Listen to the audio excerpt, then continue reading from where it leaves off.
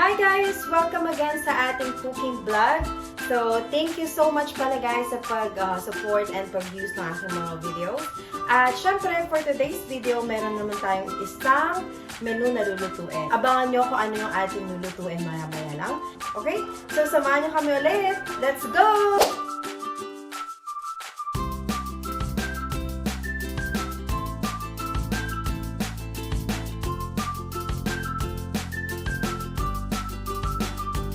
Okay guys, so nandito na tayo ngayon ulit at nakapamili na tayo ng ating mga ingredients sa ating lulutuin.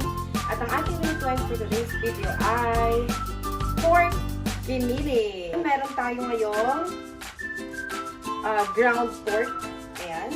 At meron tayong carrots. Meron din tayong patatas.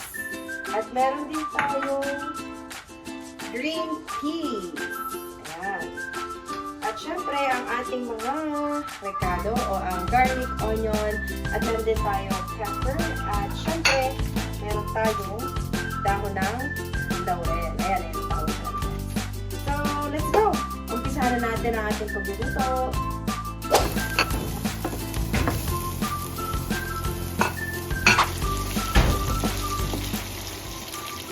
Okay, so habang hinihintay natin ang ating pork na maluto, konting trivia lang. So, alam niyo guys na ang pork giniling or giniling na baboy is a quick and easy Filipino pork dish that you can put together in 30 minutes or less. The only thing that takes a little time is prepping the ingredients, but the rest is very easy. At kung iba pala, tinatawag nila itong ginaling. At guys, so ayan, halo-halo na natin green peas, ang patatas, at ang carrots. So, hintayin na lang natin siyang maluto at lalagyan pa natin ng iba pang mga patatas. Okay.